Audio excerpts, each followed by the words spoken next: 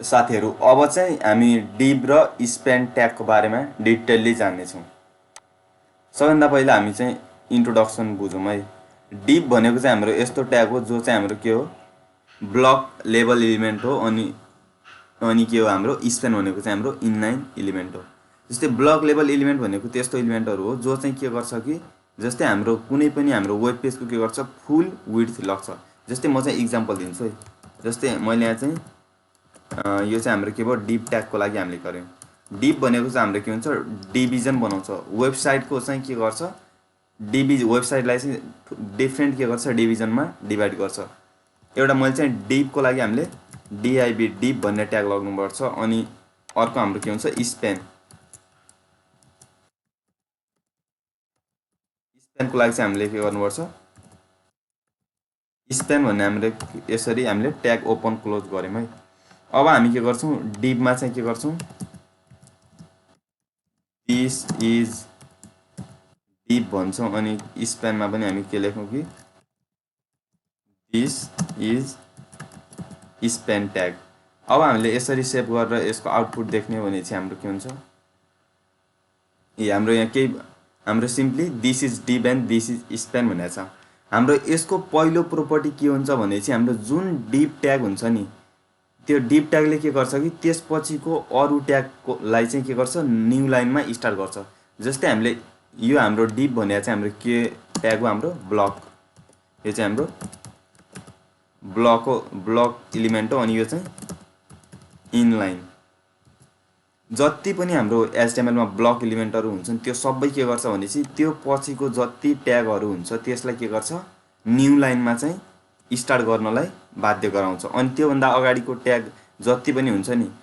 तिनीहरुदेखि त्यो आफै न्यू लाइनमा बन्छ। जस्तै हामीले यहाँ चाहिँ अर्को div लाई चाहिँ हामीले त्यो कपी पेस्ट गर्यौं भने चाहिँ हाम्रो के हुन्छ यो पनि फेरि नयाँ लाइनमा हुन्छ। हेर्नुस् है this is div भनेर के आछ अर्को लाइनमा आएछ। त्यस्तै हामीले यो span भनेको चाहिँ हाम्रो के हो इनलाइन ट्याग हो। अब यस्तै हामीले अर्को span लाई हामीले तल कपी गर्यौं भने चाहिँ अब हाम्रो के हुन्छ यो चाहिँ सेम लाइनमा हुन्छ। this is span this is div भनेर हाम्रो div चाहिँ ब्लक लेभल एलिमेन्ट भएको कारणले चाहिँ हाम्रो के भयो नयाँ लाइनमा आयो। अनि हाम्रो के भएको छ span चाहिँ इनलाइन एलिमेन्ट भएकोले हाम्रो के भएको छ एउटै लाइनमा आएछ। अब HTML मा थुप्रै ब्लक एलिमेन्टहरु छन् अनि थुप्रै के छन् इनलाइन एलिमेन्टहरु छन्। ब्लक एलिमेन्टले चाहिँ के गर्छ आफै नयाँ लाइनमा स्टार्ट हुन्छ अनि केही मार्जिन हुन्छ यिनीहरुको। जस्तो कि नयाँ लाइनमा स्टार्ट हुने ट्यागहरु हेर्नुस् है ब्लक ट्यागहरु यो जम्मै हाम्रो के हो यो हाम्रो ब्लक ट्यागहरु हो। एड्रेस आर्टिकल अनि यो ब्लक कोड भयो क्यानभस भयो यो चाहिँ हामी जम्मै पढ्ने छु सेक्सन प्री यसरी हामी हाम्रो यो चाहिँ के भयो ब्लक एलिमेन्ट हो। त्यस्तै हाम्रो इनलाइन एलिमेन्टहरु चाहिँ के भयो भनेसी हाम्रो एंकर ट्याग भयो अनि हाम्रो बटनहरु भयो इनपुट भयो सब भन्ने हामीले जुन पढिसक्यौं नि यो हाम्रो स्पेन छ यो हाम्रो के भयो इनलाइन एलिमेन्टहरु हो। त्यसैले इनलाइन एलिमेन्टहरु चाहिँ जम्मै के हुन्छ एउटै लाइनमा स्टार्ट हुन्छ र ब्लक एलिमेन्टहरु के हुन्छ हाम्रो अर्को लाइनमा स्टार्ट हुन्छ। यो चाहिँ के भयो हाम्रो पहिलो प्रोपर्टी भयो। अब हामी दोस्रो प्रोपर्टीमा जाउँ। दोस्रो प्रोपर्टी के हुन्छ भनेसी जुन हाम्रो div भन्ने छ नि जति पनि हाम्रो ब्लक एलिमेन्टहरु हुन्छन् त्यो ब्लक एलिमेन्टहरुले के गर्छ भनेसी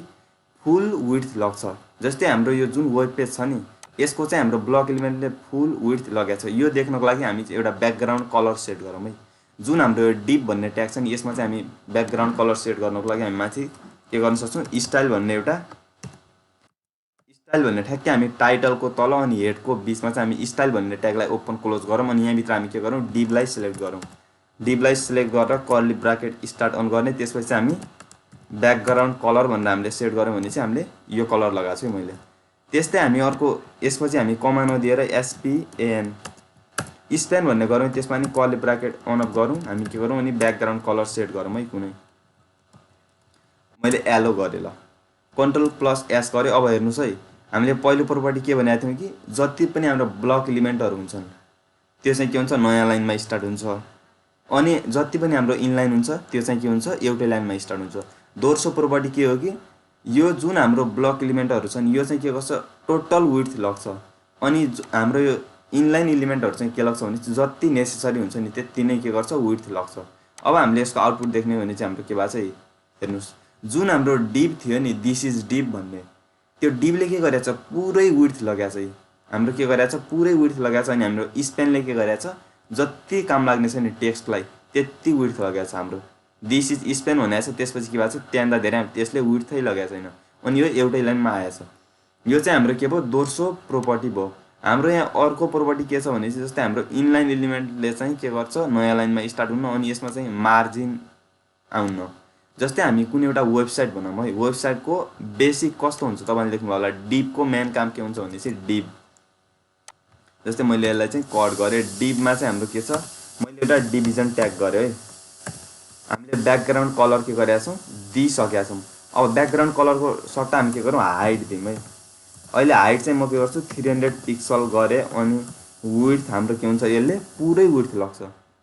पुरै विड्थ लग्नु अब हामीले यस्तै ब्राउजरमा गएर हेर्ने भनेपछि हाम्रो के भएको छ 100 पिक्सलको हाइट आएछ अब यो चाहिँ डिभिजन हो कि एउटा हामीले वेबसाइटको एउटा डिभिजन बनायौँ यो के भयो एउटा ब्लक एलिमेन्ट भयो अब हामीले यसको हाइट हाम्रो 300 पिक्सल भन्दा हामी के गरौँ 50 पिक्सल हाइट गरौँ है फर्स्टमा यो हाम्रो के भएको छ 50 पिक्सल हाम्रो हाइटमा आयो यो हाम्रो एउटा डिभिजन भयो डिभिजनले के गर्छ पुरै एउटा हाम्रो विड्थ लग्छ अनि के गर्छ आफै अटो मार्जिन दिन्छ यहाँ माथि हेर्नुस् है मार्जिन आएछ आफै अटो मार्जिन दिन्छ त्यस्तै हामीले अर्को डिभ बनायौँ यो भन्दा तल अर्को डिभ बनायौँ भनेपछि हामीले अर्को डिभ यतिकै लेख्यौँ हामीले डिभ भन्ने ट्याग लेख्यौँ ए Ctrl+S गर्नु त्यसले फेरि हेर्नुस् है अर्को मार्जिन लाग्छ हाम्रो के भएको छ यो डिभ बढ्या छ आफै नयाँ लाइनमा के भएको छ हाम्रो स्टार्ट भयो जस्तै मैले यहाँ चाहिँ ब्रेक गरेपछि यो बीचमा बिआर ट्याग युज गरेँ अब हाम्रो गएर हेर्ने भनेपछि हाम्रो के भएको छ कि आफै हाम्रो के भएको छ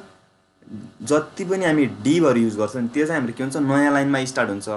अनि हाम्रो स्पेन ट्याग जुन थियो नि त्यो के भइरहेको थियो हाम्रो एउटै लाइनमा स्टार्ट भइरहेको थियो यसरी हामी के गर्न सक्छौँ ब्लक एलिमेन्ट कुन हो र हाम्रो के हो इनलाइन एलिमेन्ट कुन हो भनेर